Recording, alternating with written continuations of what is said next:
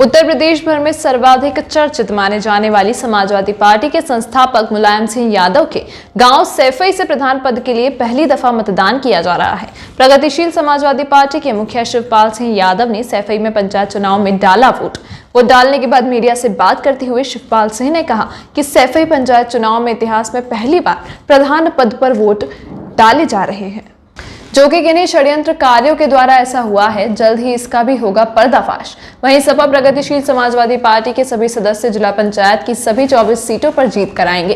विधानसभा चुनाव में सपा के साथ मिलकर चुनाव लड़ने की बात पर कहा कि वह चाहते हैं कि सभी गैर भाजपाई मिलकर भाजपा को हराने के लिए एकजुट होकर चुनाव लड़े।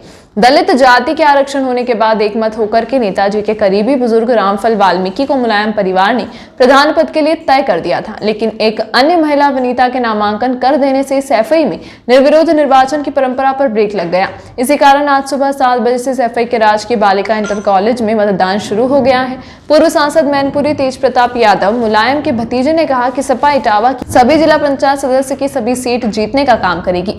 पत्रकारों से बात करते हुए 2022 के विधानसभा चुनाव में सपा और प्रसपा मिलकर चुनाव लड़ेंगी के सवाल पर पूर्व सांसद ने फैसला हाईकमान पर छोड़ने की बात कही। वहीं प्रसपा सुप्रीमो शिवपाल सिंह यादव ने अपनी सहमति जताते हुए कहा कि गैर भाजपावाद सभी दलों के साथ मिलकर 2022 का चुनाव लड़ना चाहिए।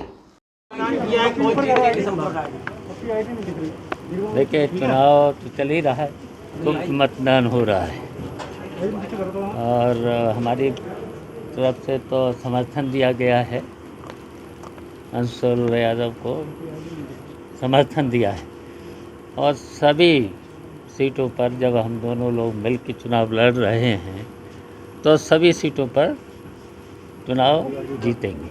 प्रदेश में आपके भी प्रत्याशी खड़े हुए, क्या लगता है? पूरे प्रदेश में खड़े हैं, हमारे भी प्रत्याशी खड़े हैं, लेकिन सब जगह हमारे प्रत्याशी जीत रहे हैं। प्रधानी का यहाँ पहली बार इलेक्शन हो रहा है, 2 प्रत्याशी हैं, किसे जितवाना? और हम सब लोगों ने तय किया है, गांव के सभी लोगों ने तय किया है रामफल वाल्मीकि को, और पूरा गांव रामफल वाल्मीकि को ही वोट करेगा। अब वो तो नाम मात्र के लिए कुछ लोगों ने षड्यंत्र करके किया है, तो वो पर्दाफाश बहुत जल्दी हो जाएगा। ऐसा नहीं करना चाहिए था जब पूरा गांव एक था, और वो परिवार भी नहीं चाहता था चुनाव हो, लेकिन कुछ षड्यंत्रकारियों ने जानबूझ करके ऐसा काम किया है। बीजेपी दावा कर रही है कि इस बार इटावा में जिला पंचायत अध्यक्ष उन्हीं को बनेगा, हर सीट पर वो जीतेंगे। उनके दावे को किस तरीके से देखते हैं? वो तो 2 मई को सामने पूरा आ जाएगा, 2 मई को सामने आ जाएगा और अंशुल यादव जीतेंगे और फिर से बनेंगे जिला पंचायत अध्यक्ष। पंचायत चुनाव को विधानसभा में सेमीफाइनल कहा जा रहा है, किस तरह की तैयारी रहेगी विधानसभा चुनाव में? अभी तो बहुत टाइम है, अब 2 मई के बाद शुरुआत होगा, और शुरुआत होगा तो अब अभी तो समय है उसमें। अब ये बात 2 मई के बाद करना। देखिए, पंचायतों के चुनाव और विधानसभा के चुनाव दूसरे तरीके के हैं। सपा के साथ मिलकर जो आपने चुनाव लड़ा है या पंचायत का, विधानसभा में भी कुछ ऐसी तैयारी रहेगी?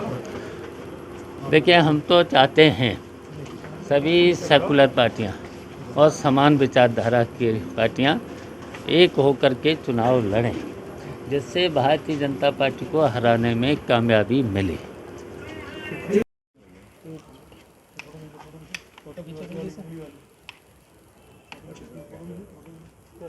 लग गई। ये पंचायत चुनाव में वोट डालने आए हैं, किस तरह को देख रहे हैं इस चुनाव को? सैफई और इटावा जनपद को लेकर? देखिए, इटावा जनपद में लगातार कई चुनावों से समाजवादी पार्टी जिला पंचायत अध्यक्ष की कुर्सी को जीतती रही, और इस बार भी इस चुनाव में सबसे अधिक सदस्य इटावा ज़िले में समाजवादी पार्टी के जीत के आएंगे और पुनः अभिषेक यादव जी जिला पंचायत अध्यक्ष की कुर्सी संभालेंगे, ऐसी हम लोगों को पूरी उम्मीद है। विधानसभा चुनाव को सेमीफाइनल कहा जाता है, पंचायत चुनाव किस तरह का एक साल बाद चुनाव देते हैं? एक बिल्कुल 6 महीने बाद विधानसभा चुनाव शुरू हो जाएगा, और इस चुनाव से बहुत कुछ विधानसभा चुनाव के परिणामों के बारे में हमें मालूम पड़ेगा, और जिस तरह से सभी पार्टियों के लोगों ने चुनावों में अपने समर्थक लड़ाए हैं, और मुझे उम्मीद है कि जिला पंचायत के पदों पर समाजवादी पार्टी के समर्थकों की सबसे अधिक जीत होगी और हमारी पार्टी के लोग बहुत मजबूती के साथ लगे हुए हैं और 2022 के चुनाव में भी समाजवादी पार्टी पूर्ण बहुमत में सरकार बनेगी। तो प्रिंसिपल ने जिस तरह मिलकर चुनाव लड़ा था, क्या विधानसभा चुनाव में वो तस्वीर देखी जाएगी? देखिए, अभी इसका निर्णय जो है हाईकमान को लेना है और देखिए जो भी होता है आपको जानकारी मिल जाएगी। छोटी बड़ी खबरों के साथ बने रहने के लिए देखते रहिए कृष्णा न्यूज चैनल।